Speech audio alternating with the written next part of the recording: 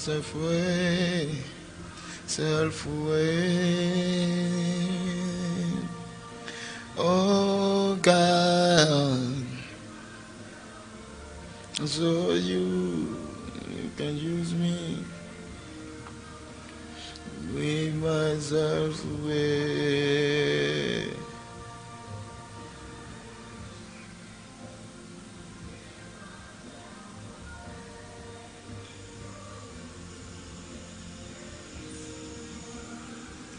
On n'entend rien, petit.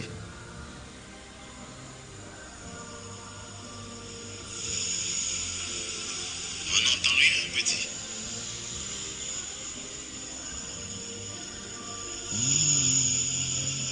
On n'entend rien, petit. More than nothing.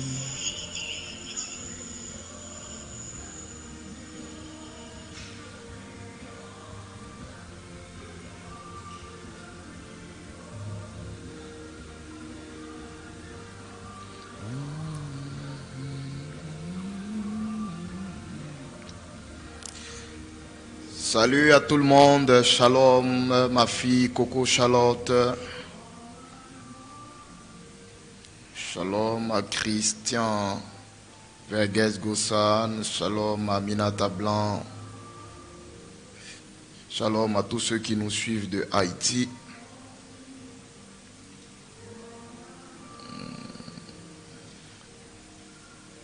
La bragada bada la rindala. Andabara shagada badalara.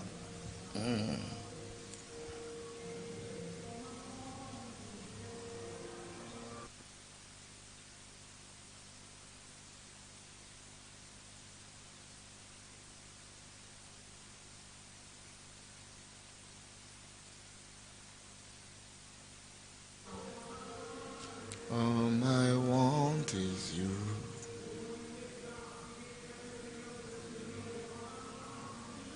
All I want is you.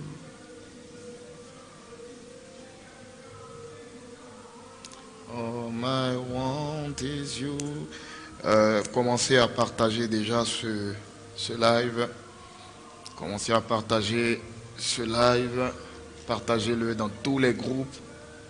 Partagez-le dans tous les groupes, dans tous les forums. Ce soir, nous allons enseigner vraiment sur un sujet particulier. Veuillez tous partager.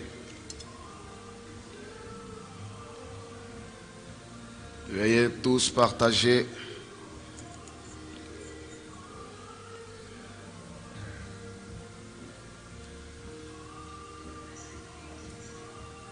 Veuillez partager. La baragada basando bredena mama. Partagez, partagez tous, partagez tous. Lou faradi sando baba baba baba baba baba baba baba ya shagada gada baba baba baba baba baba baba baba. Lou varanta badala. Partagez, partagez, partagez. Nous sommes à 32. Dès que nous sommes un peu plus nombreux, nous allons démarrer. Partagez donc, partagez donc, partagez donc. La radiva subagada badala rante. Chando bridin mama. Shalom à GDA. Que Dieu bénisse tous les enfants de mon fils James. Que Dieu vous bénisse tous. Que Dieu bénisse mon fils James depuis Haïti. Que la bonne main de mon Dieu soit sur vous. Campbell Dupont depuis le Ghana. Soit béni Campbell. Partagez, nous sommes montés à 43. Nous pouvons faire mieux. Nous pouvons faire mieux. Partagez, nous aurons 2 grandes soirées d'enseignement et de prière. Nous allons parler de la loi de la correspondance. Partage, partage, partage. Paul Daniel, shalom à toi. Viviane Yapo, shalom. Fabrice Caprès, shalom à toi. Partagez, partagez, partagez. Ce soir, nous allons parler de grandes vérités. Nous allons étaler de grandes, d'énormes vérités. Nous allons étaler des grandes vérités. Nous sommes à 38, nous sommes redescendus à 38. Les brassi vantabadiva ragada baranto. Partage, partage, partage, partage, partage, partage. Madabada laranto bridibina vaso gadaha gadisha. Mama rososa. Yes, mon fils. Élisée Doucouré Chagadia Antolori Dibaha. So Maranto Bridelo Vaha. Partage. Nous sommes à 43. Si vous partagez, si les 43 personnes la partagent dans au moins 10 groupes, déjà, ce sera le nombre parfait pour que nous puissions, démarrer. Hein. Nous sommes déjà à 6 minutes du point de départ. Voilà, partagez. Nous sommes à 45. Arnold Taillero. Dès que nous sommes à 70, je démarre. Donc partagez, partagez dans les groupes, partagez dans les forums, partagez. N'arrêtez pas de partager, partagez seulement.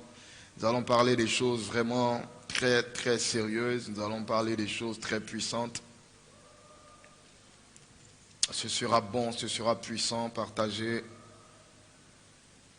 Yes. Que Dieu bénisse Viviane Yapo pour avoir partagé. Que Dieu bénisse tous ceux qui vont partager maintenant. Que Dieu les bénisse abondamment. Que la grâce, la bonne main de notre Seigneur Jésus-Christ soit leur partage et leur portion. Marado Sangadabada la Widenshaw. Nous sommes à 48, nous montons, nous descendons, partagez. Il y a plein de nos frères et sœurs qui ne sont pas encore connectés. Invitons-les à se connecter. Vous pouvez taguer un ami, taguer un frère, taguer une sœur. Voilà, partagez. Nous aurons 2 grandes soirées d'enseignement profond. Il y a longtemps que nous n'avons pas eu de Facebook Live d'enseignement. J'étais au repos et là nous reprenons ce soir. Nous reprenons ce soir, donc partagez, partagez, partagez, partagez, partagez, partagez, partagez.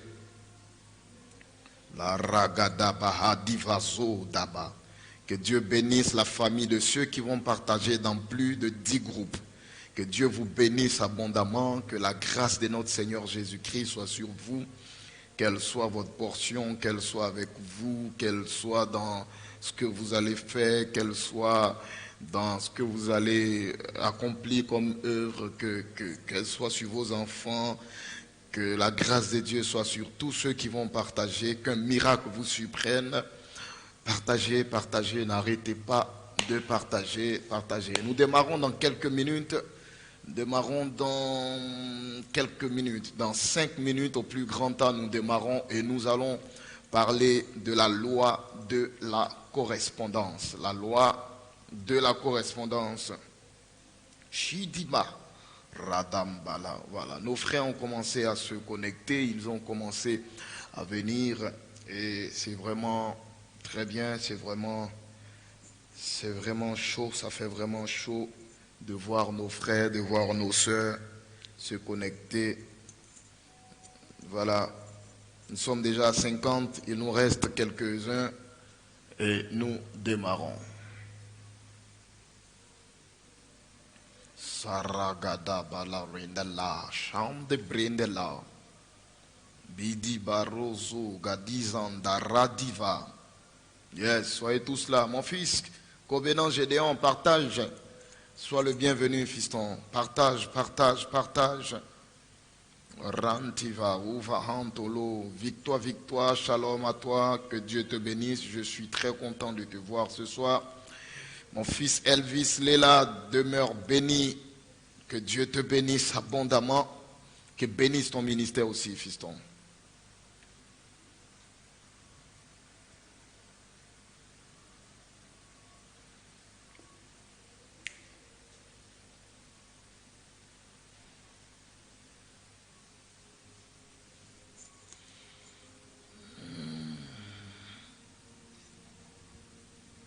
Ça va être très fort. Ouais, ma fille KMR, shalom à toi.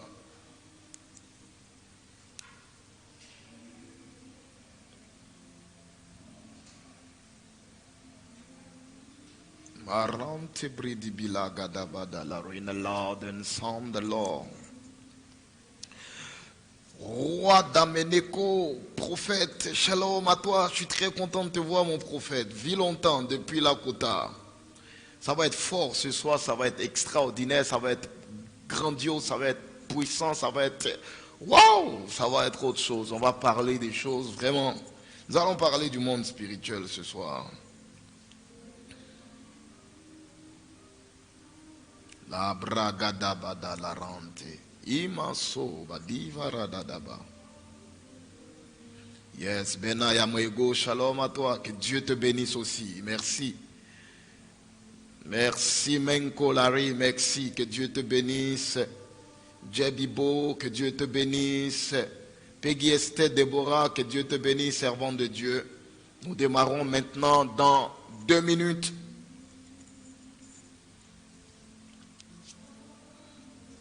Mon précieux fils Yannick, Sweeney, fils de Dieu, love you son, tu es béni, que Dieu te bénisse. Que la grâce soit sur toi. La bragadaba winde la obra chante bradi bila gadaba la wonte lo.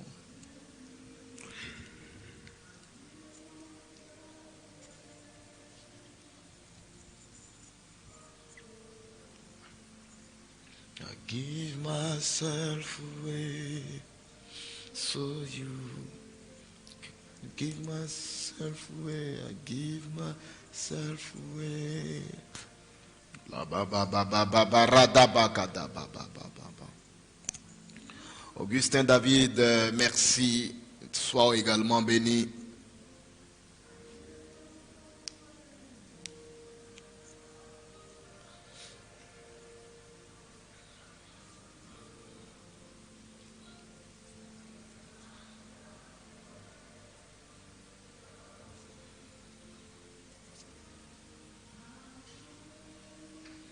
I surrender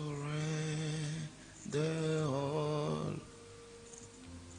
La Rado Dinza.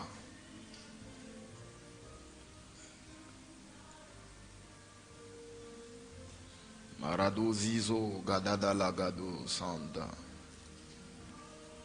Lisa Radizante. Mamboro do Shagada Badala.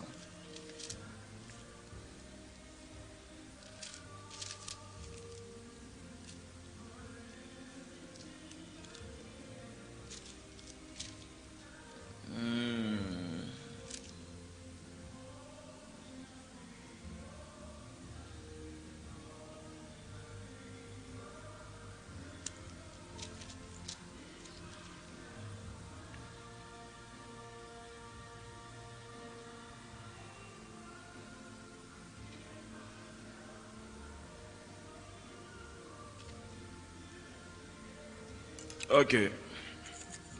Nous démarrons maintenant. Que Dieu vous bénisse tous. Je suis très heureux de vous retrouver ce soir après une longue période de pause. Nous avions ces moments d'enseignement l'année dernière, nous les avions couramment et constamment. Mais depuis un moment, nous avons stoppé, nous avons arrêté ces enseignements parce qu'il fallait que je me repose, il fallait que je me ressource. J'étais tellement épuisé, tellement fatigué que ça a pris beaucoup de temps. Mais par la grâce de Dieu, nous sommes de retour ce soir. Et ce soir et demain soir, nous aurons 2 grosses soirées prophétiques, 2 grosses soirées d'enseignement. Et nous allons enseigner des choses très profondes, très puissantes. Nous allons enseigner des choses extraordinaires. Nous allons enseigner des choses particulières. Nous allons enseigner des notions et des vérités très prophétiques. Voilà pourquoi je vais demander à chacun de vous, je ne sais pas d'où tu suis ce live, d'où tu suis ce moment de prière, cette réunion de prière, mais je vais demander à chacun de vous d'avoir un petit moment de concentration. Nous allons prier pour confier ce live à Dieu. d'avoir un petit moment de concentration. Nous allons prier pour recommander ce live au Seigneur. Nous allons demander à Dieu un petit moment de concentration pour prier, pour confier toutes choses à Dieu. Nous prions donc le Seigneur. Seigneur éternel, mon âme te loue et mon âme te bénit, mon âme te magnifie, mon âme te psalmodie et mon âme te donne toute la gloire. Dieu, Père des esprits, Dieu, Père de toutes les chairs, Dieu grand, Dieu roi, Dieu puissant et Dieu Seigneur, sois magnifié, sois adoré, sois célébré. Merci pour ce live et merci pour ces instants que tu rends possibles. Merci pour tes enfants que tu connectes maintenant.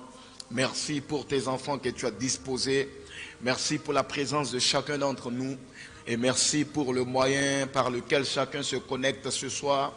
Je veux prier, éternel Dieu, que ce live soit un moment de restauration de l'âme de chacun de nous, soit un moment d'instruction, et que ce live soit un moment d'apprentissage pour chacun de nous, afin qu'au sorti de ce live, nous soyons tous aiguisés et que nous ayons tous la connaissance des choses sacrées, des choses spirituelles, des choses du monde spirituel. Béni sois-tu Père, béni sois-tu Dieu, béni sois-tu Roi, béni sois-tu Maître. Je prie que je disparaisse et que toi seul tu paraisses pour enseigner ton peuple.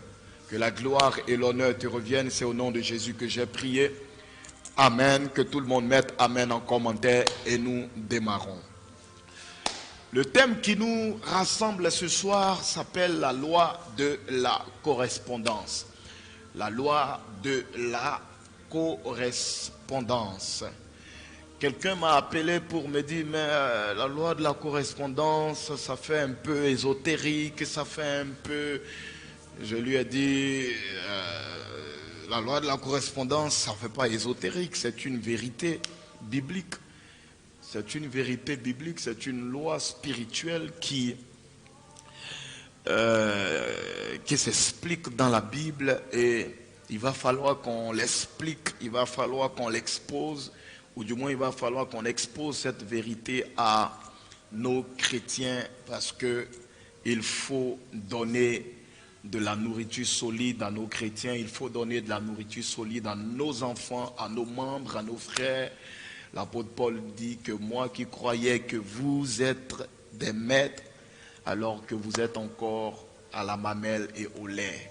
Donc, nous allons faire l'effort de servir la nourriture solide. Nous allons faire l'effort de servir de la bonne nourriture. Nous allons servir du pain chaud, du pain qui pourra contribuer à la croissance de chacun de vous, du pain qui pourra contribuer au développement de chacun de vous. Mettez juste en commentaire la loi de la correspondance.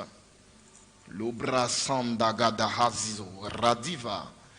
Mettez tous en commentaire la loi de la correspondance.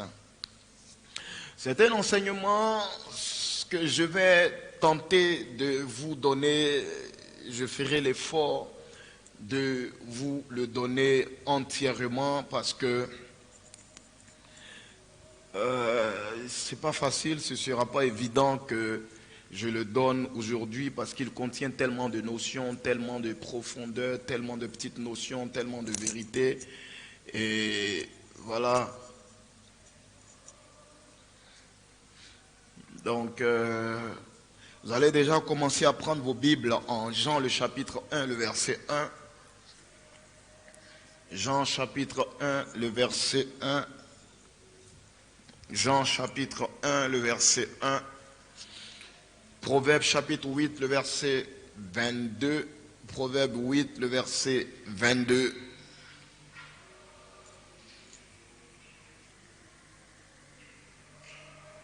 Proverbe chapitre 8, le verset 22. Et nous allons prendre Hébreu chapitre 1, le verset 10. Je reprends Jean chapitre 1, le verset 1, Proverbe 8, 22 à 31, Hébreu 1, 10, Apocalypse 2, 8. Apocalypse 2, 8. Et nous allons également prendre Genèse le chapitre 8, le verset 22. Genèse le chapitre 8, le verset 22. Ensuite, Genèse chapitre 11, le verset 31. Je reprends pour vous. Jean chapitre 1, verset 1. Proverbe 8, 22 à 31. Hébreux chapitre 1, verset 10. Apocalypse 2, le verset 8. Nous allons également prendre Genèse chapitre 22, chapitre 8, pardon, le verset 22, et Genèse chapitre 11, le verset 31.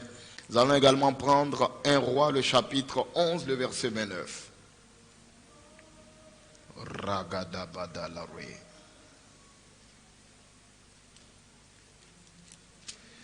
Mo sandibra gadiso mabarante.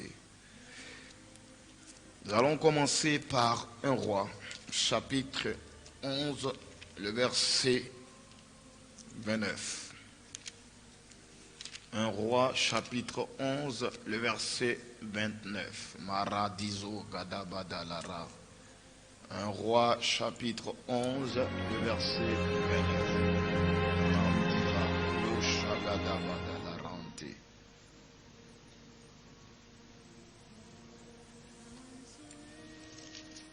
1 Roi, chapitre 11, le verset 29.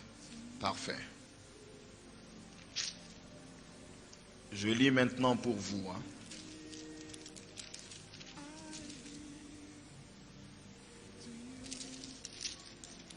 Je lis maintenant pour vous le verset 29.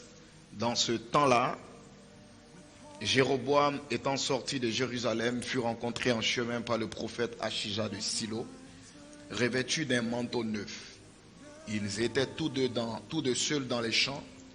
Achija saisit le manteau neuf qu'il avait sur lui, le déchira en 12 morceaux, et il dit à Jéroboam, prends pour toi 10 morceaux, car ainsi parle l'Éternel, le Dieu d'Israël, voici, je vais arracher le royaume de la main de Salomon et je te donnerai 10 tribus. Mais il aura une tribu à cause de mon serviteur David et à cause de Jérusalem, la ville que j'ai choisie sur toute la tribu d'Israël. Sur toutes les tribus d'Israël. Et cela parce qu'ils m'ont abandonné et se sont prosternés devant Astarté, divinité des Sidoniens, devant Kémosh, dieu de Moab, et devant Milcom, dieu des fils d'Ammon, et parce qu'ils n'ont point marché dans mes voies pour faire ce qui est droit à mes yeux et pour observer mes commandements et mes ordonnances comme l'a fait David, père de Salomon. Que la parole soit bénie. Je vais également lire Genèse chapitre 11, le verset 31. Genèse chapitre 11, le verset 31, que je lis rapidement. Genèse chapitre 11, le verset 31, que je lis rapidement. Chapitre 11, le verset 31, que je lis rapidement. Terach prit Abraham son fils, et Lot, fils de Haran, fils de son fils, et Saraï, sa belle-fille, femme d'Abraham, son fils. Ils sortirent ensemble, durent en Chaldée pour aller au pays de Canaan.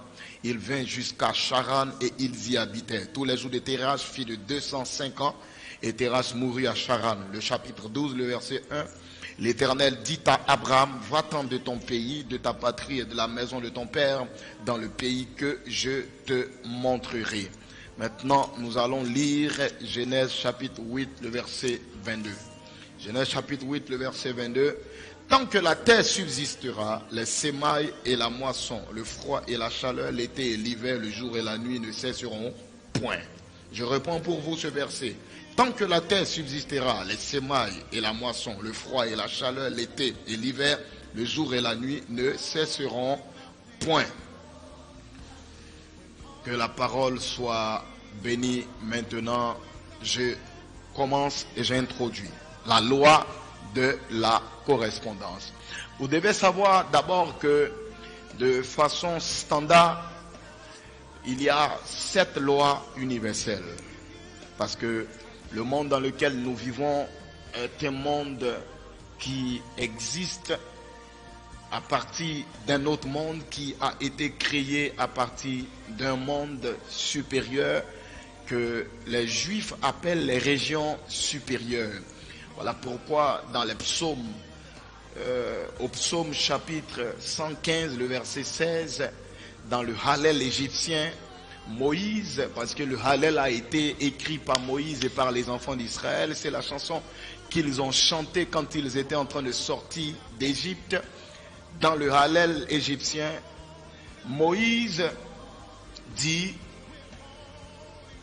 les cieux sont les cieux de l'Éternel et il a donné la terre aux hommes et aux fils des hommes. Vous voyez donc, les choses ont été reparties, les choses ont été distinguées et séparées. Les cieux sont les cieux de l'Éternel et il a donné la terre aux hommes et aux fils des hommes. Donc les régions supérieures appartiennent à l'Éternel et les régions inférieures appartiennent aux hommes et aux fils des hommes. Vous devez donc comprendre que nous vivons dans une sorte de superposition, nous vivons dans une sorte de monde parallèle.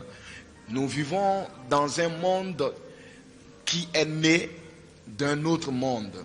Je disais, et j'ai pour habitude de dire, que le monde physique a pour matrice le monde spirituel, parce que tout ce qui est charnel, tout ce qui est matière, tout ce qui est physique, tout ce qui est de ce monde-ci appartient d'abord au monde spirituel.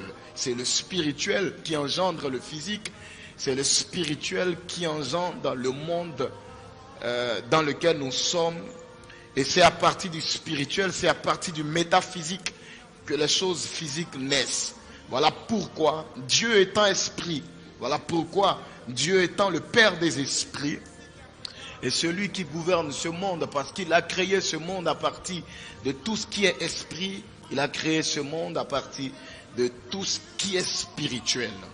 Et donc, il y a forcément un lien entre notre monde et le monde spirituel. Il y a forcément un lien, un pont entre notre monde et le monde métaphysique. Il y a forcément une liaison, il y a forcément quelque chose qui nous lie, il y a forcément quelque chose de notre monde qui appartient au monde spirituel, et il y a quelque chose du monde spirituel qui appartient à notre monde. Les deux mondes sont équilibrés et les deux mondes sont liés l'un à l'autre par certaines lois, certains principes et par certaines notions profondes et spirituelles. Mais vous devez comprendre une chose, on ne peut pas vivre dans ce monde. Vous ne pouvez pas marcher dans ce monde. Vous ne pouvez pas dormir la nuit, vous réveillez le matin. Vous ne pouvez pas vaquer librement à vos occupations tout en ignorant qu'il y a derrière tout ce que nous faisons, derrière tous les mouvements auxquels nous assistons, derrière tout ce que nous voyons. Nous ne pouvons pas vivre en ignorant que derrière tout ceci, il y a une réalité subtile, une réalité cachée qu'on ne peut pas percevoir à l'œil nu. Nous ne pouvons pas vivre comme ça. Il faut absolument avoir dans sa conscience la présence et il faut avoir dans sa conscience la pensée que tout ce que nous voyons ici est le résultat d'une orchestration, est le résultat d'une organisation, est le résultat d'une volonté spirituelle cachée dans ce que nous vivons et dans ce à quoi nous assistons comme mouvement. Vous n'êtes pas connecté à ce live parce que vous voulez vous connecter. C'est vrai, il y a eu la volonté de se connecter à ce live, mais derrière votre volonté de vous connecter à ce live, il y a eu tout un mouvement, toute une orchestration spirituelle qui a concouru à vous connecter à ce live. Sinon, combien de personnes comme vous souhaitaient se connecter, mais qui sont sans doute bloquées dans des embouteillages en ce moment, qui ont sans doute un défaut de connexion, qui n'ont pas d'électricité. Il y a eu peut-être pas mal de petits imprévus, mais ces imprévus-là sont dus à quoi? Ils avaient la volonté, mais ces imprévus-là sont dus à quoi? Ils sont dus au fait simplement qu'il y a eu dans un monde subtil caché il y a eu une opposition peut-être, voilà, je vais dire, il y a eu une sorte d'opposition qui a fait que ces personnes n'ont pas pu se connecter à l'instant où vous êtes connectés à ce live. Donc on ne vit pas dans ce monde comme ça pour vivre. On ne marche pas pour marcher. On ne se lève pas pour se lever. On ne se réveille pas pour se réveiller. On ne dort pas parce qu'on dort. Non, il y a forcément une tendance spirituelle qui fait que les choses se passent telles qu'elles sont. Je disais un jour dans un enseignement que je donnais sur un site, on m'avait sollicité à une école des prophètes au Canada, et je leur disais que, regardez par exemple, Genèse le chapitre 1, le verset 1, en hébreu se dit, Bereshit bara Elohim. Bereshit bara Elohim, au commencement Elohim. Et Bereshit bara Elohim, Elohim dans ce verset a été écrit au pluriel. Donc si on veut traduire littéralement, on pourrait traduire qu'au commencement, les Elohim créaient le ciel et la terre. Alors que dans la création, Dieu avait deux principaux attributs. Le premier attribut divin, c'était Elohim. Et le deuxième attribut divin, c'était Yahvé, que les Juifs appellent Havayé. Et Elohim a été l'attribut avec lequel Dieu a créé le monde. Il a créé ce monde. Il a créé ce monde avec son attribut Elohim. Et il a créé ce monde avec son attribut Elohim au pluriel. Pourquoi Elohim a été employé dans ce passage au pluriel? Simplement parce que quand Dieu créait le monde, à la base, à l'origine, quand il créait le monde, il y a eu plusieurs forces qui se diffusaient dans la création. Et c'est l'ensemble de ces forces de Dieu qui se diffusaient dans la création qui a fait qu'on a traduit, qui a fait qu'on a accordé, vous voyez, on a accordé l'attribut divin Elohim au pluriel. Parce que c'est plusieurs forces, plusieurs différentes forces, on va dire plusieurs énergies qui sont sorties de Dieu pour créer le monde. Et je disais encore, pour aller un peu plus loin, que d'après ce que plusieurs croient, que le monde n'a pas été créé en 6 jours. Le monde n'a pas été créé en 6 jours, contrairement à ce que beaucoup d'entre vous croient. Le monde a été créé en un seul jour. Le monde a été créé en un seul jour. Beaucoup de personnes croient que la création s'est faite en 6 jours, alors qu'elle s'est faite en un seul jour. Pourquoi je le dis? Je le dis parce que Dieu est Dieu. Et en Genèse chapitre 1, quand la Bible dit au commencement Dieu créa le ciel et la terre, tout le monde venait d'être créé. Le monde venait d'être créé en Genèse chapitre 1, le verset 2. Il venait d'être créé. Le monde venait d'être créé et tout y était. Tout l'ensemble était dans Genèse chapitre 1. Et il avait tellement créé la chose de façon soudaine. Vous voyez, la création a été faite de façon soudaine parce qu'il a créé le ciel et la terre en même temps, au même instant. Avec tout ce que le ciel et la terre renferment, donc avec tout ce que les deux renferment. Et dès qu'il finit de créer, au commencement Dieu créait le ciel et la terre, dès qu'il finit de créer, en même temps la terre est informe et vide. En même temps, elle est informe et vide. Dès que Dieu finit de créer le ciel et la terre, en même temps qu'il finit de créer, elle est informe et vide. Aïe, aïe, aïe. Et pourquoi? Pourquoi la terre est informe et vide? La terre est informe et vide parce que, effectivement, le monde venait d'être créé en un seul jour. Je vous explique quoi. Vous savez, le monde a été créé comme une boîte de conserve dans laquelle il y avait n'importe quel élément. Une boîte de conserve dans laquelle il y avait n'importe quel élément. Et comme tout a été créé en même temps et ensemble, donc le fait que tout ait été créé en même temps et ensemble, cela nous explique le verset qui suit, qui dit que la terre était informe et vide, ce qui justifie qu'il y a eu un chaos, parce que tout a été créé ensemble, donc désordonné, il y a eu un désordre et une désorganisation dans la création. C'est ce qui dit le verset, c'est ce que dit le verset. Informe et vide veut juste dire qu'il y a eu un désordre, il y a eu une désorganisation dans les, dans les rôles des éléments qui devaient être créés. J'espère que vous saisissez ce que je veux dire. Donc tout a été créé en un seul jour, en un seul instant. Maintenant, qu'est-ce qui s'est fait en 6 jours? Ce qui s'est fait en 6 jours, c'est la répartition des tâches de ce que le ciel et la terre contenaient comme création.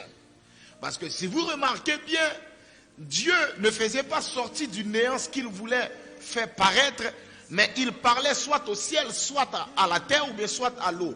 Alors qu'au commencement, il a créé déjà les 2 entités. Donc, les 2 entités contenaient la verdure, les 2 entités contenaient les animaux. Il fallait juste que Dieu répartisse le rôle que chacun devait jouer. Il fallait juste que Dieu répartisse les rôles de chacun. Et la répartition des rôles s'est faite en 6 jours. Sinon, la création elle-même s'est faite en un seul jour. C'est la répartition des rôles qui s'est faite en 6 jours.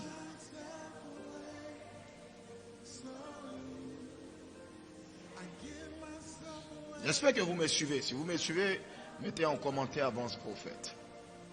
On parle de la loi de la correspondance.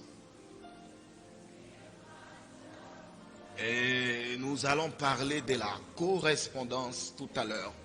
J'ai introduit déjà l'introduction. Et après l'introduction, nous allons essayer d'expliquer certaines notions. Voilà. Si vous me suivez, mettez juste en commentaire avant ce prophète et nous avançons. Ok, c'est bon, c'est parfait. Et donc, c'est la répartition des tâches qui s'est faite en 6 jours.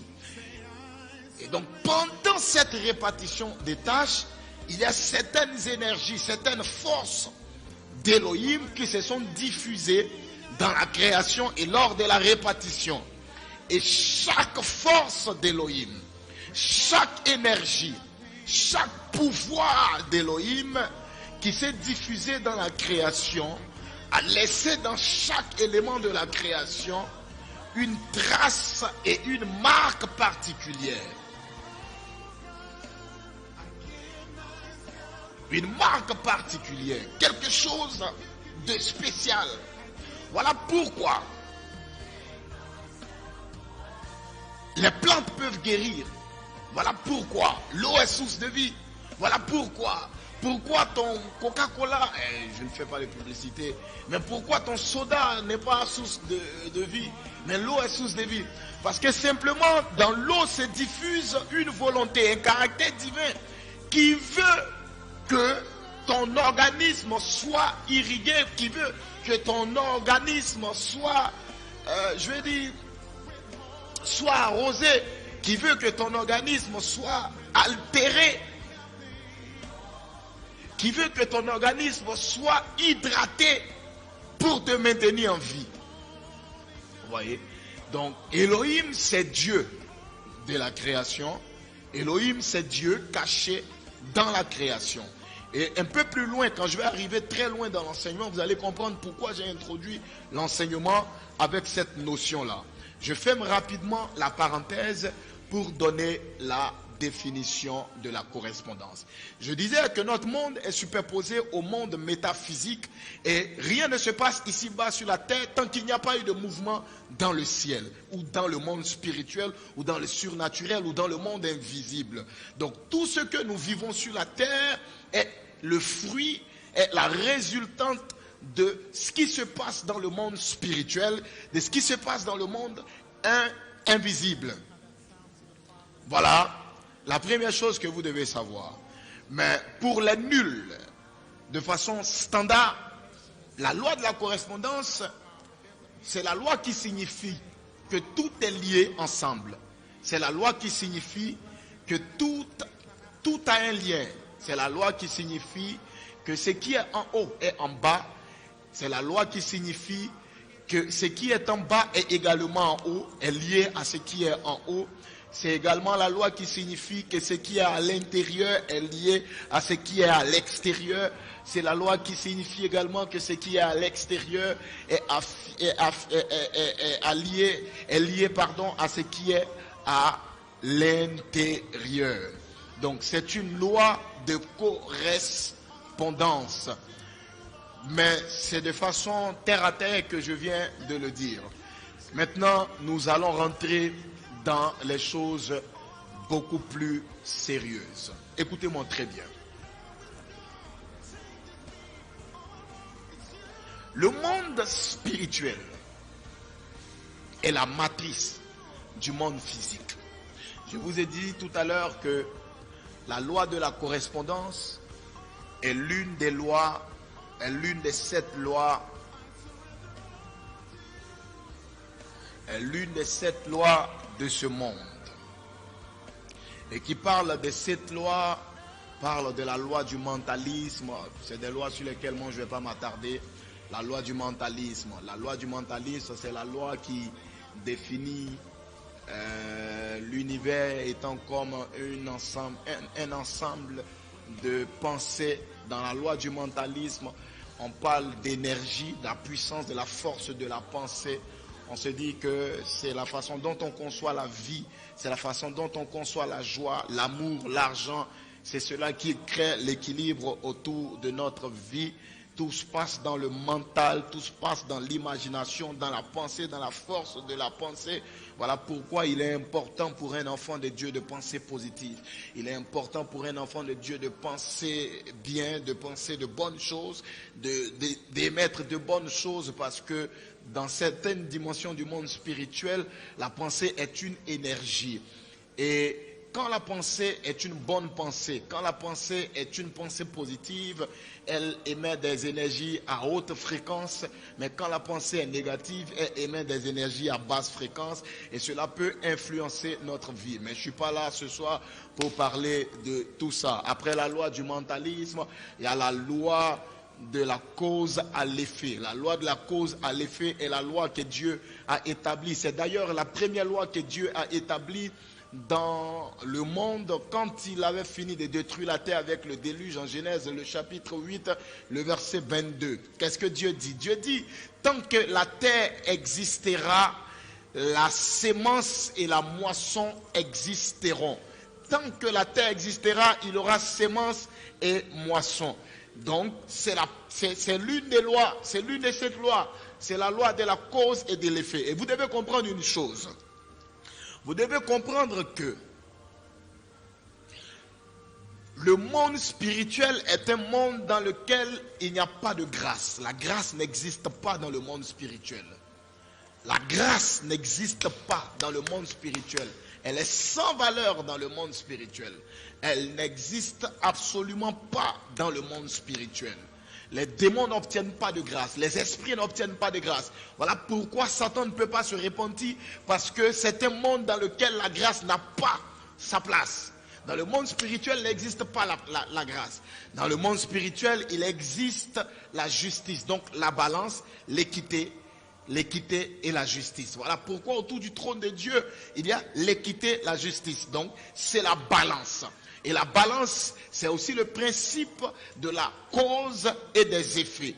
C'est aussi le principe que Dieu a établi. C'est la loi des causes et des effets. C'est ce que tu fais que tu moissonnes. C'est l'action que tu poses qui envoie la réaction. Dans le monde spirituel, c'est le monde du principe de l'action et de la réaction. Donc, vous ne pouvez pas être dans le monde spirituel et obtenir la grâce. La grâce n'existe pas. Il n'existe pas de pitié dans le monde spirituel. Il n'existe pas de grâce dans le monde spirituel. C'est un monde de cause et d'effet. C'est un monde où il n'existe que la balance. Donc, l'une des plus grandes lois de ce monde, c'est la loi de la cause à l'effet. Voilà pourquoi un homme doit faire très attention aux actes qu'il pose sur la terre. Un homme doit faire très attention aux actions qu'il pose sur la terre. Vous devez faire très attention à ce que vous faites dans vos rapports au travail, à l'église, dans votre marche chrétienne, dans votre vie en communauté. Vous devez faire très très attention à ce que vous faites. Parce que vous ne pouvez pas sans doute voir les répercussions de ce que vous posez comme action maintenant, mais plus tard, vous allez devoir moissonner ce que vous aviez sémé. Et la première loi, l'une des premières lois que Dieu établit dans le monde, c'est la loi de la cause à l'effet. Et puisque c'est une loi qui prend tout son sens dans le monde spirituel, c'est une loi avec laquelle Dieu ne joue pas. Voilà pourquoi c'est important pour vous de bien agir. C'est important pour vous de bien penser. C'est important pour vous de bien marcher avec les gens. C'est important pour vous de poser de bonnes actions. Même si les hommes ne sont pas reconnaissants. Même si les hommes vous traitent n'importe comment. Même si les hommes vous traitent... comment je vais appeler ça? Avec mépris. Même si les hommes vous traitent avec ingratitude. Continuez à être bon. Continuez à bien agir. Continuez à agir bien. Continuez à marcher avec droiture, parce que c'est ce que vous posez comme action que vous allez moissonner. Et même si vous ne le moissonnez pas directement, votre sang, votre progéniture va le moissonner. Tout ce que vous faites en bien ou en mal, vous allez le moissonner. Regardez quelque chose de pratique. Regardez, prenons un exemple terre à terre. Écoutez. Jacob est le fils de Rebecca et d'Isaac. Jacob est le frère d'Ésaü.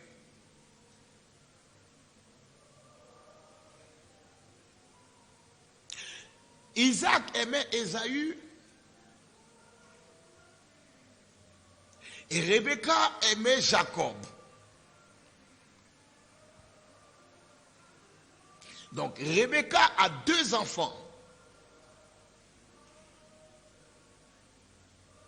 Et elle s'accorde avec son fils Jacob pour tromper Ésaü et Isaac.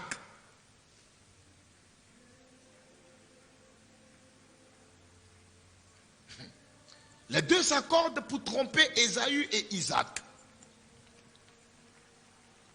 Et comment ils se sont accordés pour tromper Ésaü et Isaac? Ils se sont accordés pour tromper Ésaü et Isaac parce que Isaac était aveugle.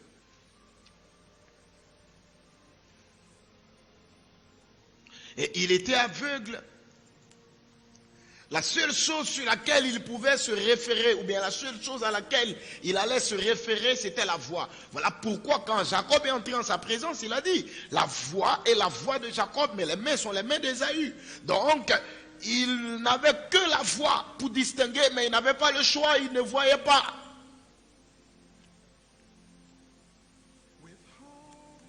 Jacob finit de tromper son père. L'histoire s'est passée entre 2 fils.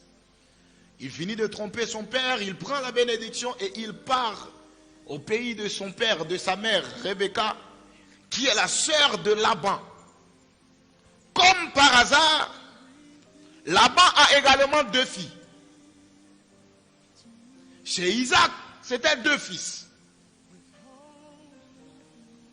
Chez Laban, c'est 2 filles.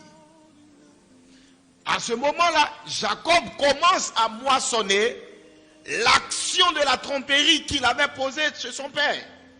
C'est là que ça naît, au fait. C'est là qu'il commence à avoir les répercussions de son acte. Chez son père, il y avait 2 fils dans la scène. Chez son oncle, il y a 2 filles dans la scène.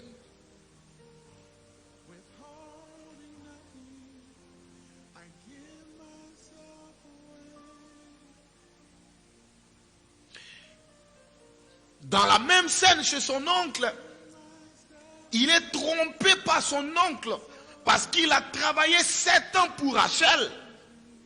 Mais on ne lui a pas donné Rachel la nuit. On lui a donné Léa. Et il ne s'est pas aperçu que ce n'était pas Rachel, mais que c'était Léa. Dans les mêmes conditions qu'Isaac, parce qu'il a été aveuglé, sans toutefois voir la personne avec laquelle il a passé la nuit.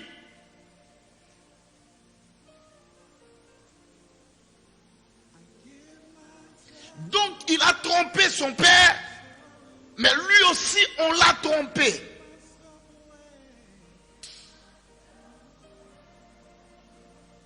C'est la loi de la cause et de l'effet. Voilà pourquoi la Bible dit en Ézéchiel,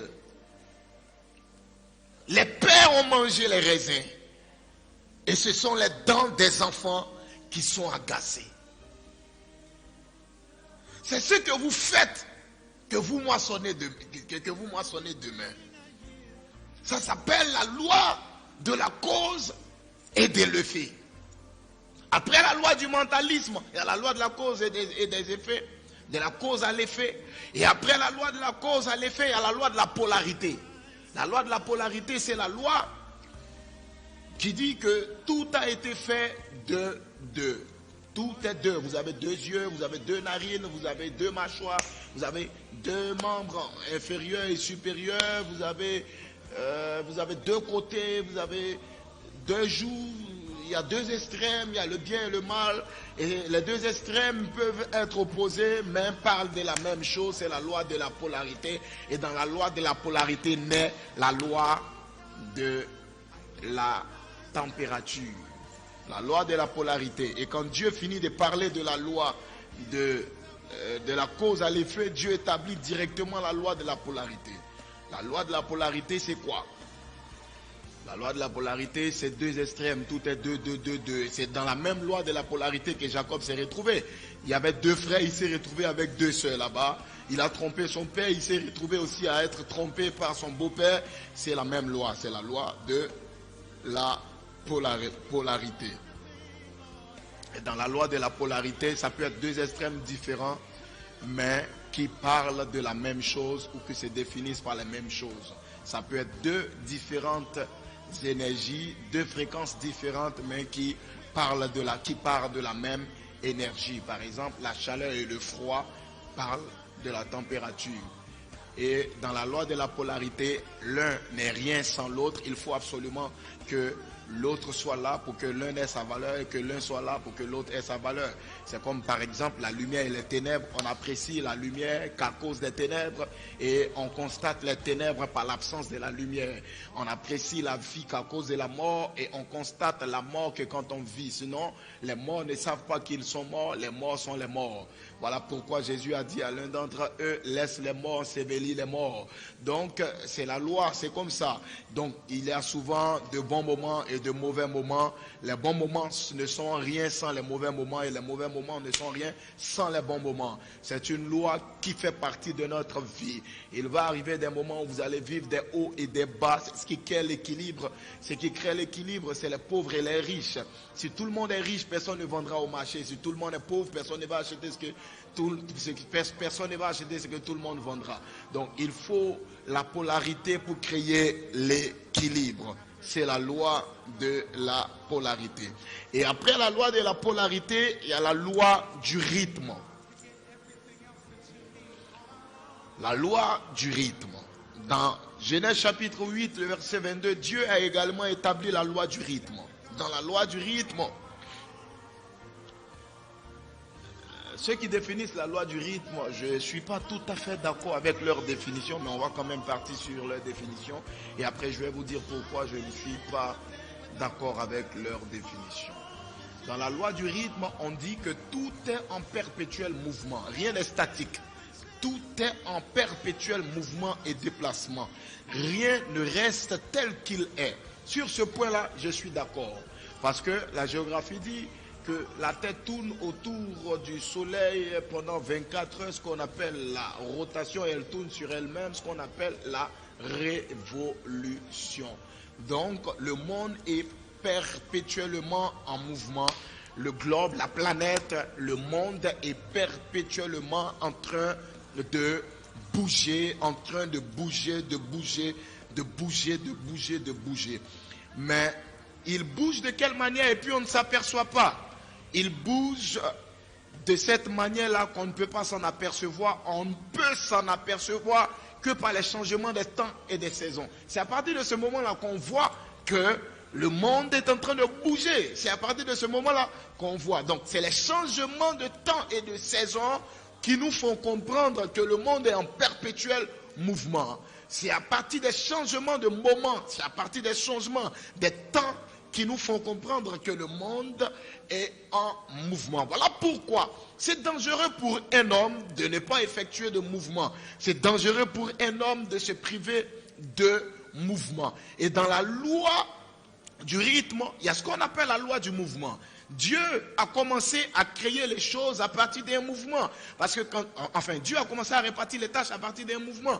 Parce que quand Dieu a créé le ciel et la terre était informe et vide, il avait des ténèbres à la surface de l'océan primitif et l'esprit était en mouvement. C'est le principe du mouvement. L'esprit de Dieu était en mouvement. Qu'est-ce que le mouvement? Le mouvement, c'est l'initiative que tu prends de ne pas rester à la même place. C'est l'initiative que tu prends de ne plus faire les mêmes choses. C'est l'initiative que tu prends de ne pas rester statique. C'est l'initiative que tu prends de ne pas rester au même niveau. Le mouvement, c'est l'initiative que tu prends d'aller de l'avant. C'est ça le mouvement. Écoutez-moi très bien. Le mouvement est une initiative personnelle interne que l'on a au fond de lui. C'est une initiative personnelle que vous développez en vous. Le mouvement, c'est votre expérience personnelle. Cela n'a rien à voir avec votre vie en communauté. Ça n'a rien à voir avec votre confession à l'église. Ça n'a rien à voir avec vos cultes. Beaucoup de chrétiens, beaucoup de personnes se croient chrétiennes parce qu'elles viennent à l'église les dimanches. Non, c'est pas ça la vie chrétienne. La vie chrétienne, c'est une vie de mouvement. La vie chrétienne, c'est une vie de mouvement. Et c'est le mouvement qui crée les saisons. C'est le mouvement qui crée les temps. C'est le mouvement qui crée votre saison. Beaucoup de jeunes ministères, beaucoup de jeunes ministres ne se mettent pas en mouvement. Voilà pourquoi ils sont dans la même saison. Le mouvement, c'est les initiatives que tu prends. C'est fait bouger ton système. C'est fait bouger ton ministère par des activités. C'est fait bouger ton ministère par des décisions que tu prends. C'est fait bouger tes activités. C'est fait bouger les choses par des initiatives, des réflexions, par des décisions, par des choix. C'est ça qu'on appelle le mouvement, en fait. Une vie dans laquelle il n'y a pas de choix. Une vie dans laquelle il n'y a pas de décision. Une vie dans laquelle il n'y a pas cette décision d'aller de l'avant. Une vie dans laquelle on ne prend pas de résolution. Parce qu'il y a une différence entre une résolution et une décision. La différence entre une résolution et une décision, c'est que la décision n'apporte pas le succès. C'est la résolution qui apporte le succès. La Bible dit, à tes résolutions répondra ton succès.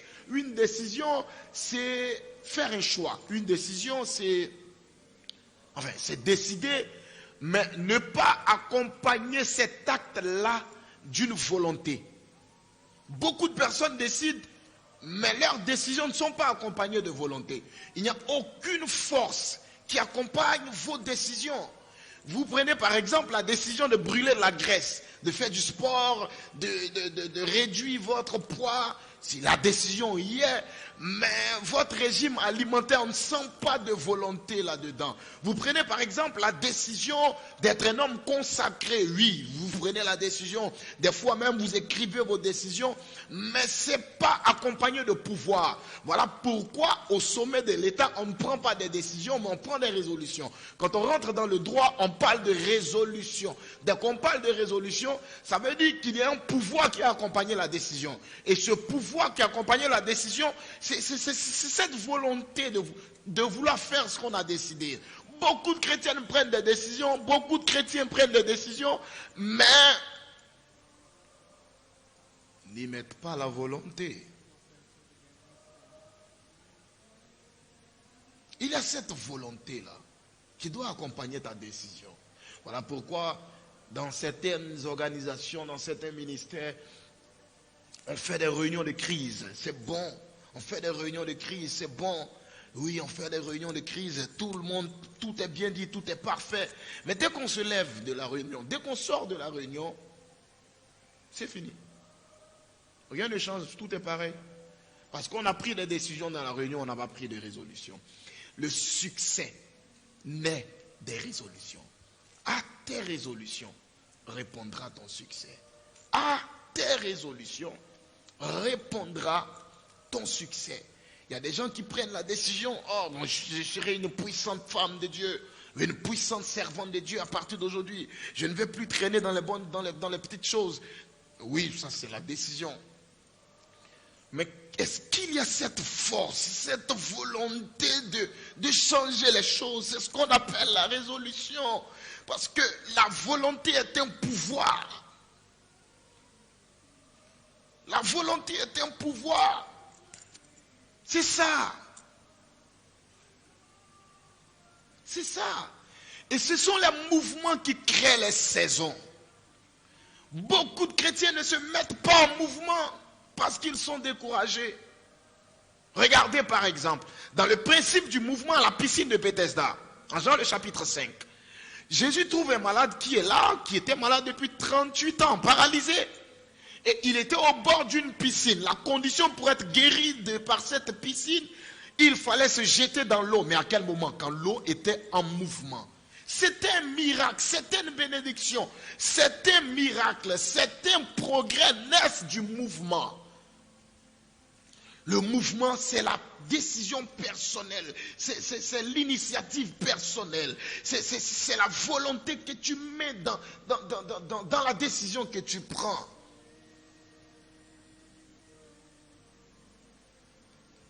C'est ça.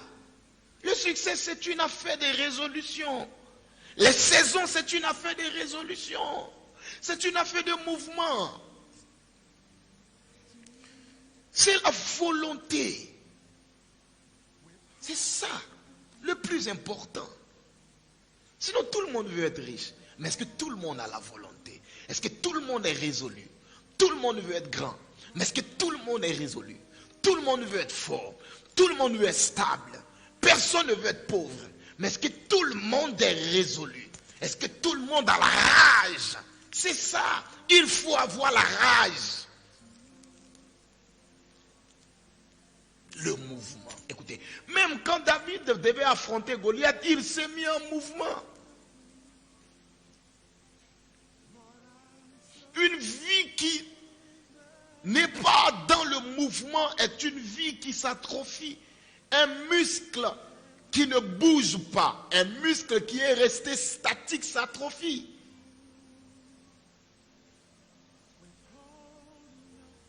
Un muscle sans mouvement s'atrophie.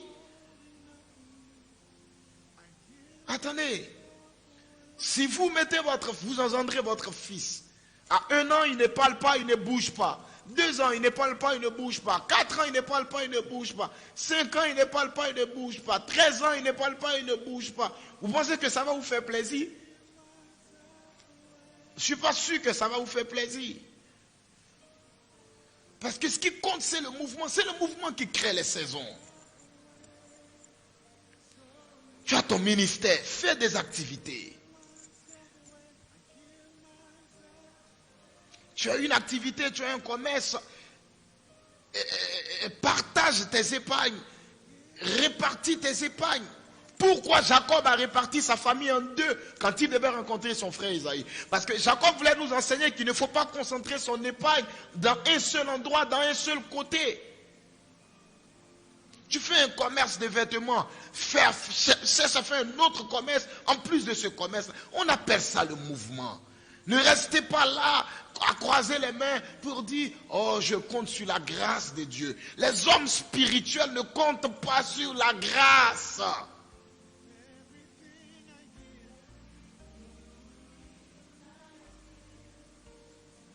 Le peuple d'Israël, pourquoi Dieu les a fait faire 40 ans dans le désert, partant de lieu en lieu? Parce que Dieu voulait leur enseigner le principe du mouvement.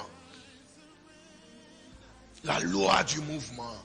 La loi du mouvement, c'est quoi? Le mouvement, c'est quoi? C'est ne pas attendre que ton leader, que ton pasteur ou qu'on décrète un jeûne à l'église pour jeûner. La loi du mouvement, c'est se réveiller la nuit et ne plus avoir le sommeil et sentir le besoin de prier. Il y en a d'autres, quand ils se réveillent la nuit, qu'ils n'ont plus sommeil, ils cherchent à aller sur les réseaux sociaux ou à regarder la télé ou à regarder Netflix. Mais qui t'a dit que tu as perdu le sommeil à cause de Netflix? Qui t'a dit que tu as perdu le sommeil à cause de Netflix?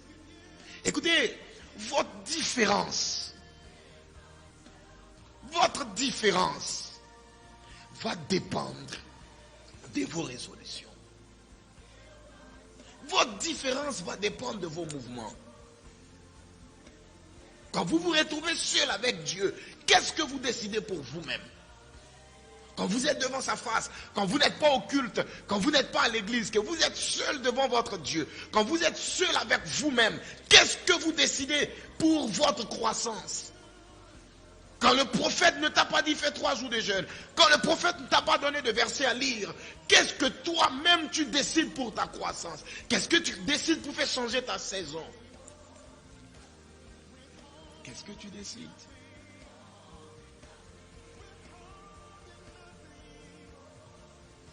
C'est le rythme qui change les saisons. Il faut y mettre du rythme, il faut mettre du rythme dans ta vie. Je connais une femme, elle vendait des bonbons. Les bonbons, ça ne marchait pas très bien. On a cassé l'endroit on a démoli l'endroit où elle vendait les bonbons. Elle a changé d'endroit. Quand elle a changé d'endroit, elle a arrêté de vendre les bonbons. Elle vendait des jus de fruits. Les jus de fruits ont commencé à marcher bien à un moment. Ça ne marchait pas. Elle ne s'est pas découragée. Elle a changé de commerce. Elle a commencé à faire de la restauration. Elle faisait des plats africains. Les plats africains, ça marchait bien à un moment, ça ne marchait pas.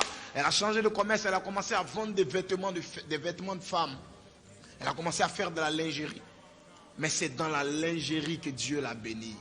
Aujourd'hui, je vous parle, elle fait partie des femmes les plus puissantes en lingerie en Côte d'Ivoire. Je la connais très bien. C'est le principe du mouvement. C'est le principe du mouvement. C'est ça. C'est le mouvement.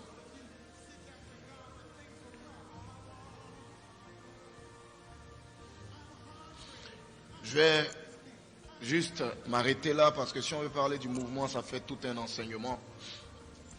Après le mouvement, il y a la loi de la vibration.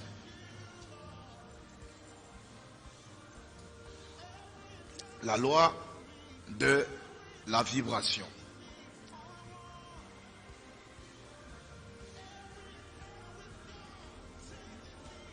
Pour la loi de la vibration, je veux qu'on lise un verset ensemble. Psaume 109, le verset 17. Mettez cela en commentaire.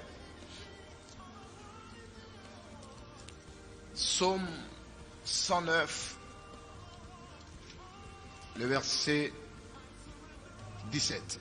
Psaume 109, le verset 17. Mettez cela en commentaire.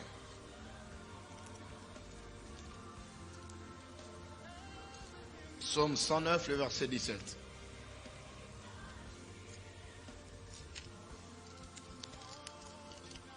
Psaume 109, le verset 17.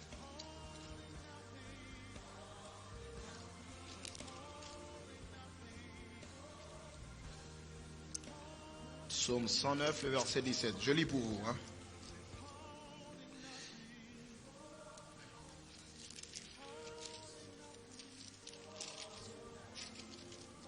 Psaume 109, le verset 17.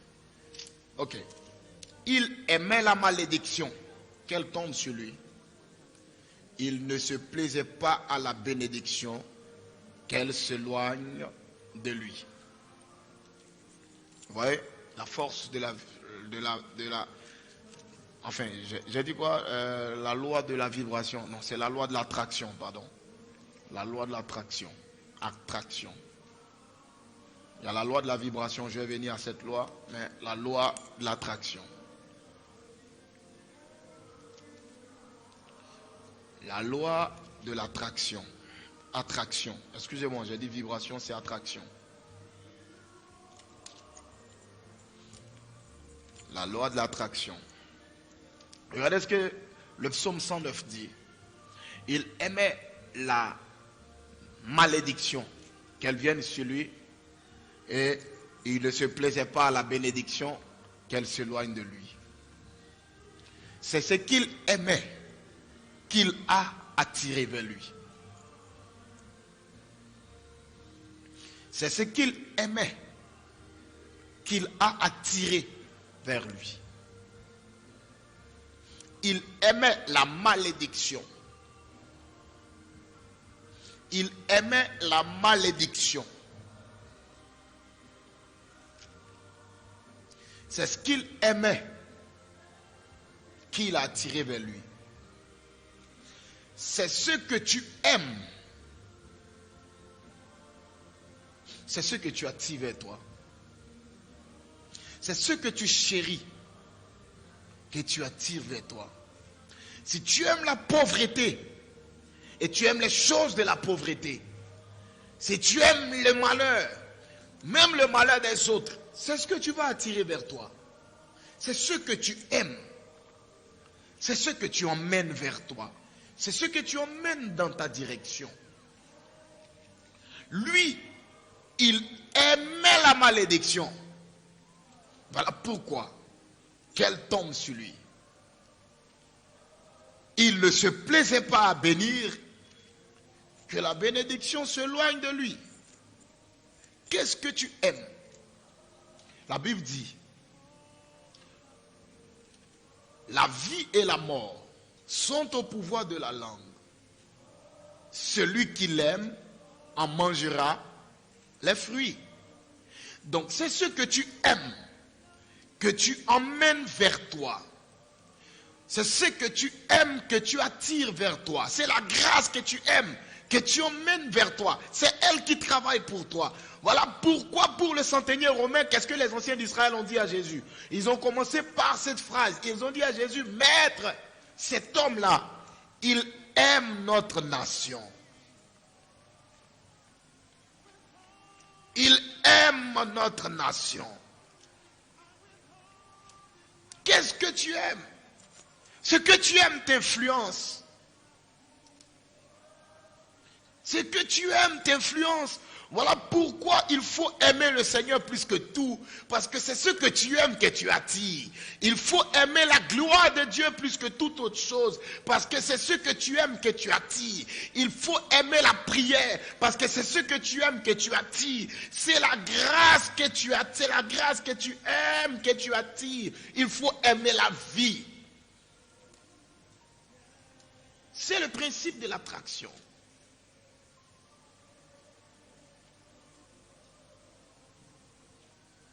C'est le principe de l'attraction.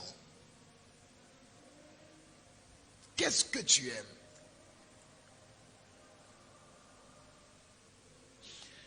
Et après la loi de l'attraction, il y a la loi de la vibration. Dans la loi de la vibration,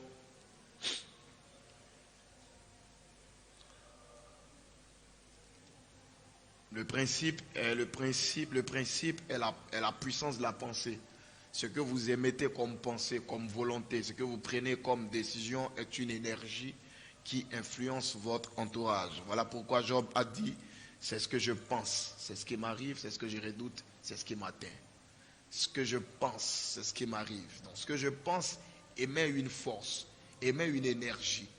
Et c'est ce que je redoute, c'est ce qui m'arrive. Voilà pourquoi il faut avoir et il faut émettre des pensées positives, des pensées saines, de bonnes pensées, des pensées de victoire, des pensées de succès, des pensées de bonheur, de bonnes pensées. Il faut émettre, il faut dégager de bonnes réflexions, il faut mûrir de bonnes réflexions, il faut mûrir de bonnes pensées, de bonnes idées, il faut avoir de bonnes pensées pour autrui, il faut avoir de bonnes pensées pour vos frères. C'est ce que vous dégagez comme pensée, c'est ce qui vous arrive. C'est ce que vous dégagez comme pensée, c'est ce qui vous atteint. C'est ce que vous dégagez comme pensée, c'est ce qui influence votre environnement. C'est ce que vous dégagez dégagez comme pensée dans vos affaires, c'est ce que vous dégagez comme pensée dans votre quotidien de tous les jours. Si le Seigneur me fait grâce, je vais revenir principalement sur la loi de la vibration, parce que j'ai un puissant enseignement sur la loi de la vibration, le pouvoir de la pensée. Nous aurons l'occasion d'en parler. Il faut émettre de bonnes pensées. Et je vais maintenant entrer dans le thème du jour. Mets en commentaire avance prophète. Mets en commentaire avance prophète. Nous allons maintenant entrer dans les choses. Mets en commentaire avance prophète. La loi de la correspondance.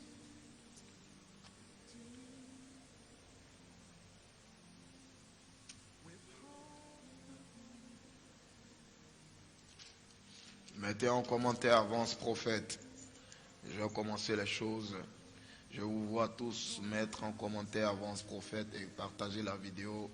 Nous sommes descendus à 50, nous étions à près des 70, nous sommes descendus à 50. Écoutez maintenant. Vous savez, je disais tantôt que tout ce qui est matière, ça, même ça, tout ce qui est matière a existé dans la loi du mentalisme. Ça a été pensé. Donc, c'est né dans l'invisible. Et tout ce qui est né dans l'invisible contient une radiation spirituelle. Voilà pourquoi ce n'est pas le médicament que tu bois qui te guérit. Parce que si les médicaments guérissaient les gens, les comprimés guérissaient les gens, aucun riche n'allait mourir. Les riches allaient être immortels. Parce que eux, ils ont quand même les moyens de s'offrir des soins de qualité ou dans des pays où la médecine a atteint son summum. Mais malgré ça, il advient que malgré tous les médicaments, la mort vient les chercher. Donc, ce n'est pas le comprimé qui te guérit, ce n'est pas le médicament ou le sirop que tu prends ou l'injection que tu prends qui te guérit. Mais il y a à l'intérieur de chaque comprimé que tu prends, à l'intérieur de chaque médicament, de chaque sirop, de chaque injection, de chaque vaccin que nous recevons, une volonté divine qui nous permet d'être guéris. Parce que des fois, tu as la même maladie avec quelqu'un, tu prends le même médicament que lui, ça n'a aucun effet sur lui, alors que toi, ça te fait du bien. Simplement parce que il y a à l'intérieur de ce médicament une radiation. Cette radiation, c'est une présence. Et cette présence, c'est le monde spirituel. Voilà pourquoi Goliath a vu en David un enfant juste parce que David avait des pierres. Mais à l'intérieur de ces pierres se cachait une force, une énergie divine capable de faire tomber un homme de la carrure de Goliath. Donc, vous devez comprendre que tout ce qui est matière a été d'abord pensé. Et si cela a été pensé, c'est que cela a existé dans l'invisible. Et si cela a existé dans l'invisible et que finalement cela est né dans le physique, dans le visible, il existe un lien entre la matière et le monde spirituel ou le monde invisible.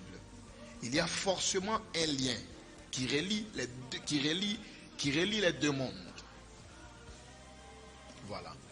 Et dans le domaine de la voyance, je le disais ici un jour, je sais que je vais arriver un jour à expliquer ça.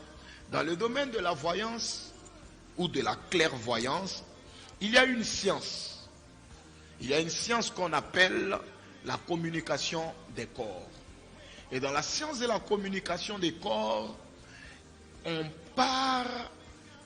parvient à entrer en contact avec les radiations que dégagent n'importe quelle matière, parce que toutes les matières ont une radiation et émettent une radiation. Donc il faut parvenir à contrôler ou à entrer en contact avec la radiation de la matière qui est devant toi. Et c'est en entrant en contact avec la matière qui est devant toi que tu peux parvenir à sonder ou à scruter l'univers spirituel de celui dans la pensée duquel a existé la matière d'abord, ou l'environnement dans lequel la matière a existé.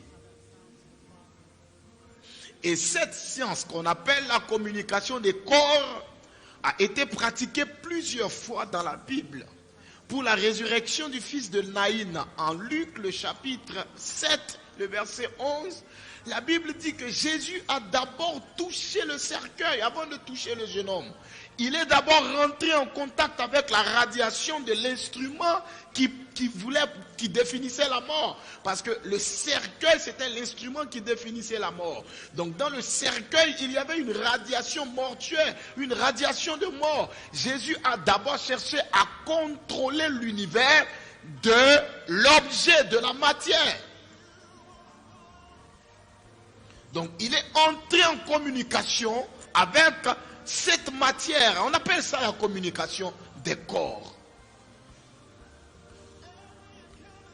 Je suis en train d'entrer maintenant dans le vif de mon sujet. On appelle ça la communication des corps.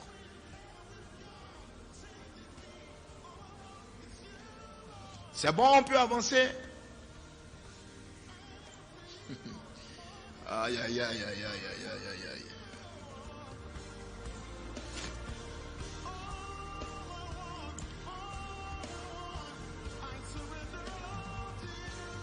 On peut avancer.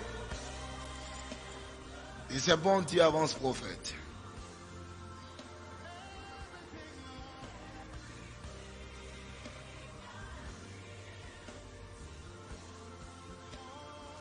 La braga dabada la widinala.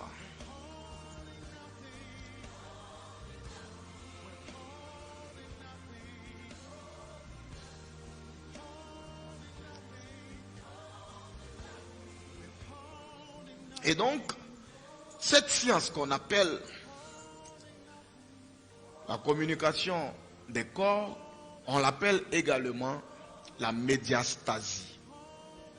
Et dans la médiastasie, parce que la communication des corps, c'est un thème qu'on emploie dans les choses spirituelles, mais dès qu'on entre dans le domaine de la voyance, on parle de médiastasie. La médiastasie, c'est quoi?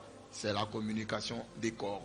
Mais précisément dans le domaine de la voyance, c'est quoi? C'est que quand on entre en contact avec les radiations d'un corps,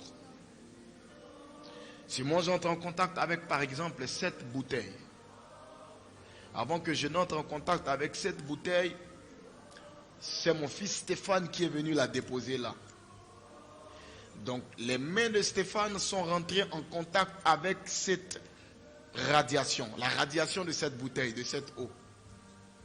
Parce que dans chaque main, il y a un magnétisme. Et le magnétisme qui sort de la main sort du sang. Parce que le magnétisme qui sort de la main, c'est de la sueur. Voilà pourquoi vos mains laissent toujours une empreinte sur tout ce que vous tâtez, sur tout ce que vous touchez. Vos mains laissent forcément une empreinte sur tout ce que vous touchez. Voilà pourquoi l'apôtre Paul a été très clair avec Timothée. Il a dit à Timothée, ne néglige pas le don qui t'a été transmis par l'imposition des mains. Parce que même la main émet une radiation. Ça émet une sorte de magnétisme. C'est ce qui fait que vos mains laissent des traces sur n'importe quelle chose que vous touchez. Et des fois même, ces traces ne sont pas visibles à l'œil nu. Il faut certaines machines pour prélever ces traces-là. Et ces traces-là vous sont personnelles. personne, il n'y a jamais sur la terre deux personnes qui ont la même empreinte digitale. Ça n'existe pas. Parce qu'en réalité, cette radiation vient de votre âme. Toutes les âmes ne sont pas pareilles. Sur des centaines de milliards d'âmes, chaque âme a sa particularité. Il n'y en a pas deux comme toi. Même les jumeaux n'ont pas la même âme. Ils n'ont pas la même empreinte digitale. Ils n'ont pas la même empreinte digitale. Donc quand une main ou un corps entre en contact avec une radiation, ce corps se connecte à l'univers de la matière. Donc c'est mon fils Stéphane qui a touché ça. Dès que moi je rentre en contact avec les radiations de ça, je peux déjà connaître qui a touché cette bouteille-là.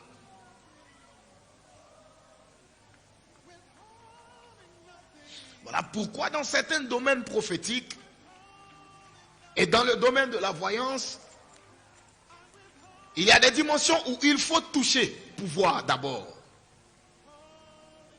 Ce que les anglophones appellent touch and see. Où il faut toucher pour voir d'abord. Il faut toucher d'abord pour voir ensuite.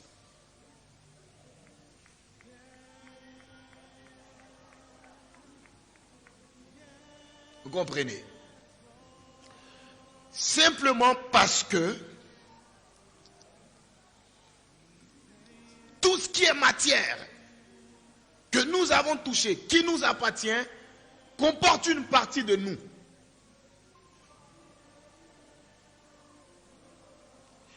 Est un récipient, un réceptacle sur lequel peut reposer une connexion avec le monde spirituel.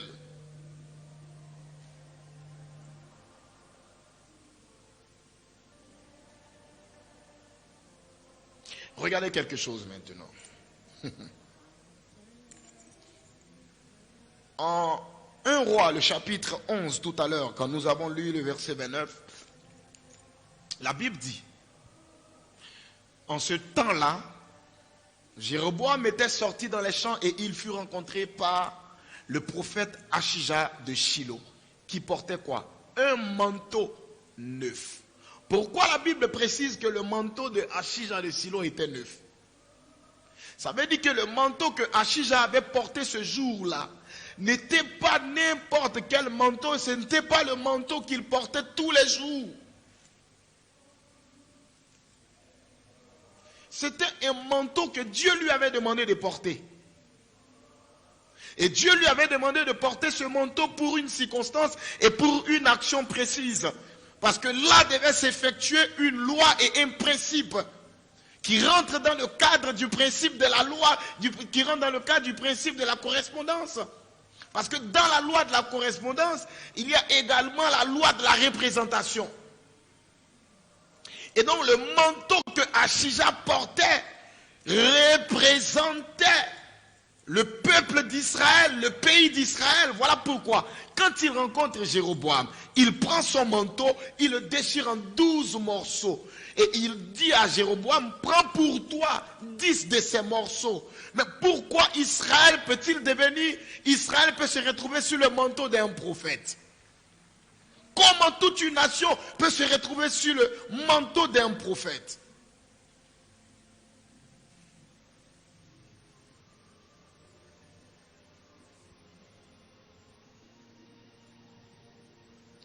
Simplement parce que,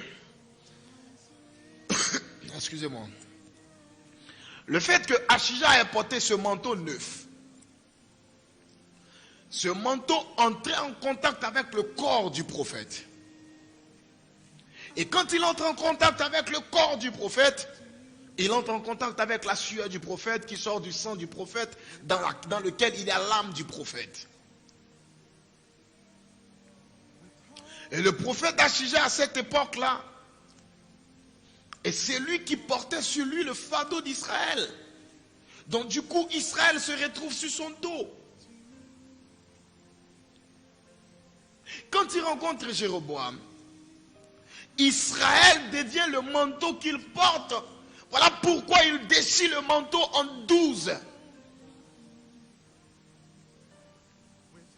Du coup, celui qui a un morceau de ce manteau-là, celui qui a un morceau du manteau du prophète, devient le roi d'une tribu en Israël.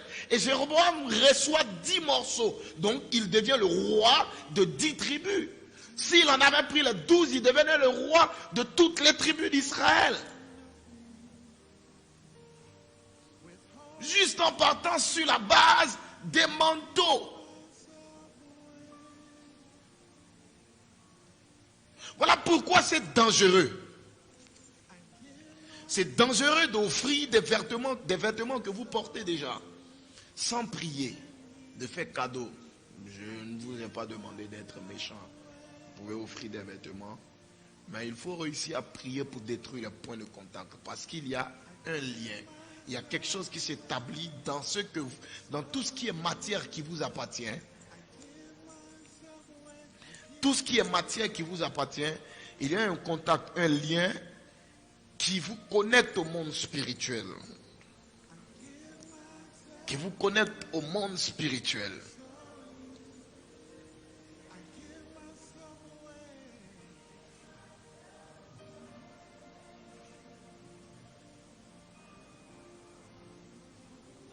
Et quand on entre dans ce principe,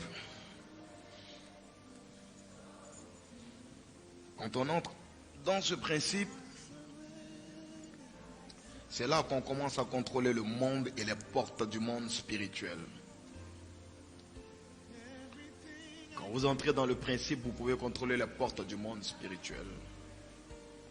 Quand vous réussissez à établir la correspondance ou la représentation, quand vous entrez dans le mystère de la représentation, vous pouvez contrôler les choses à distance. Qu'est-ce qui fait la force du vaudou? Ce sont les figurines.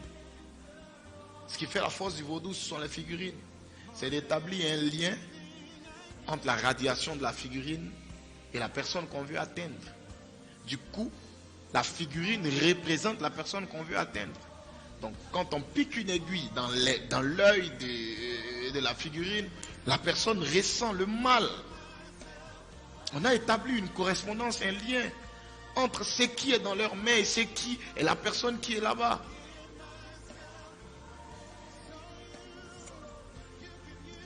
Et étant enfant de Dieu, c'est une chose que vous devrez savoir. C'est avec ça que les gens du vaudou travaillent. Comment on dit qu'on a réussi à atteindre quelqu'un avec l'argent? Il a donné l'argent, on lui a fait des choses mystiquement. C'est partie de cette loi et de ce principe-là. On dit qu'on a travaillé son argent. Aujourd'hui, c'est difficile, c'est bloqué, les choses sont bloquées financièrement.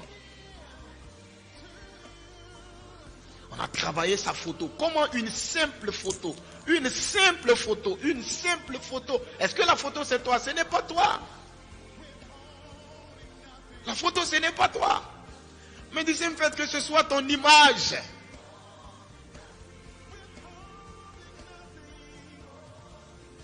C'est là le principe. Voilà la vérité.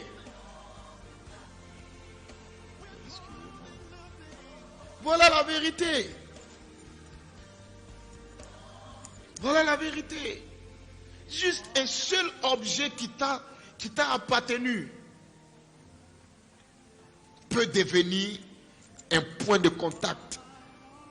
Et peut devenir un point de contact bénéfique pour toi ou un point de contact dévastateur pour toi.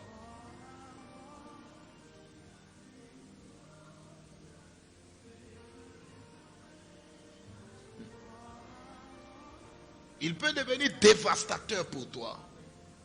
Juste un point de contact. Juste un petit objet qui t'a appartenu. Juste quelque chose qui te représente. Juste ça. Ça peut devenir bénéfique pour toi ou dévastateur pour toi.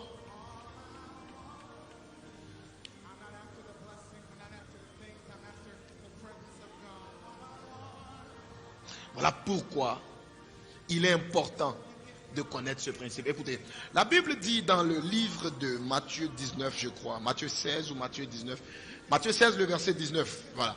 Quand Jésus demandait à ses disciples, vous, que dites-vous que je suis? D'autres disaient, tu es Élie, tu es le prophète qui doit venir, tu es Jérémie. Et il dit, vous-même, que dites-vous que je suis? Quand Simon a dit, tu es le Christ venu du Père. Et qu'il a dit à Simon, ce ne sont ni la chair et le sang qui t'ont révélé cela, mais mon Père dans le ciel.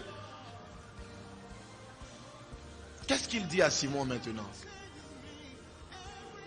Il dit, tu es Pierre. Et sur toi, je bâtirai mon église.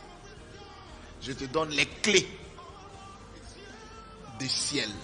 Attends, on va lire le verset ensemble, s'il vous plaît.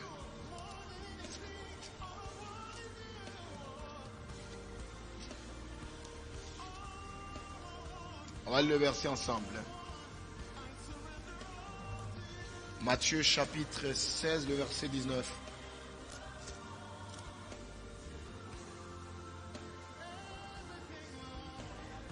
Que je lis maintenant. Je te donnerai les clés du royaume des cieux. Ce que tu liras sur la terre sera lié dans le ciel. Normalement, c'est le ciel qui doit influencer la terre.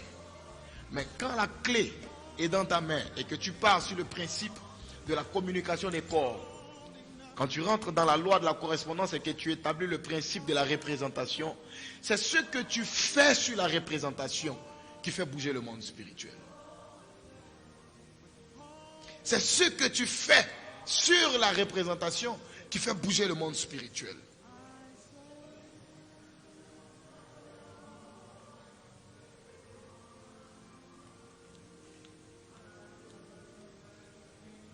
Je vais m'arrêter là ce soir, parce que nous avons 2 grandes soirées. J'ai pris mon temps pour expliquer quelques petites vérités, quelques petites notions ce soir. Et le Seigneur m'a dit que demain, nous allons entrer dans le vif du sujet. Nous allons parler de spiritualité. Aujourd'hui, ce n'était que l'introduction. Je n'ai même pas encore prêché. Demain, nous allons enseigner. L'enseignement va durer que 30 minutes et demain, nous allons prier. Voilà pourquoi, partant sur le principe de la représentation, demain, il faudra avoir quelque chose en fonction de ton besoin. Il faudra avoir quelque chose qui représente ton besoin. Ça peut être une photo, ça peut être un CV, ça peut être un passeport, ça peut être des documents, un dossier qui est bloqué à la justice, un procès. Ça peut être une demande de séjour, ça peut être un dossier qui est bloqué à la préfecture. Il faut avoir quelque chose qui représente ton besoin demain. Demain, vous devez juste avoir quelque chose qui représente votre besoin. Quelque chose qui représente votre besoin. Quelque chose qui représente ton besoin. Et demain, quand je vais finir d'enseigner, je vais prier sur tout ce que vous allez envoyer qui représente vos besoins. C'est la même heure, demain 18h30. Je vais prier sur tout ce que vous allez envoyer qui représente vos besoins. Mais les miracles, les témoignages que vous allez vivre dans les 3 jours qui suivent seront époustouflants. Donc demain, n'oubliez pas, 18h00, nous serons là. Venez avec quelque chose qui représente vos besoins. Demain, après l'enseignement, je vais non seulement prier, je vais prophétiser, je vais orienter. C'est 18h, c'est la même heure qu'aujourd'hui. Je vais prophétiser, je vais orienter, ce sera waouh, ce sera extraordinaire. Que Dieu vous bénisse. Je prie. Seigneur, merci pour ce Facebook Live. Merci pour toutes ces vérités qui ont été dites. Merci pour cet enseignement. Que la gloire et l'honneur te reviennent. Au nom de Jésus, j'ai prié. Béni sois-tu, Jésus. Au nom de Jésus. Amen. Bonne soirée chez vous. N'oubliez pas demain, présentez-vous avec quelque chose qui représente votre besoin. Que Dieu vous bénisse.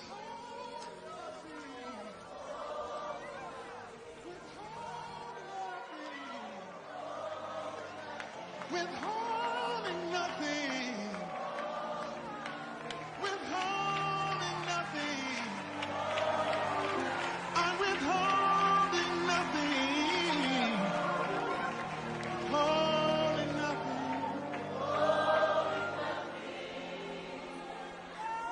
And we say yes. Yes.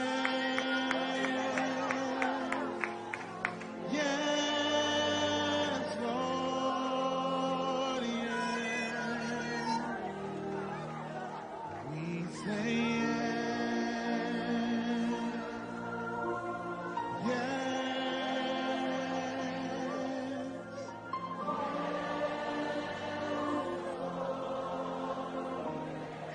Come on, say it to him again. We say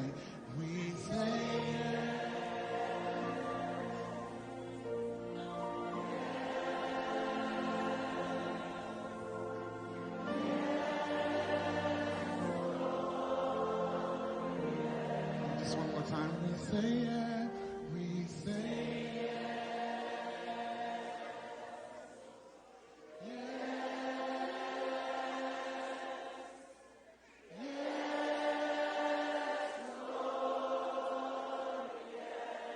we say yes.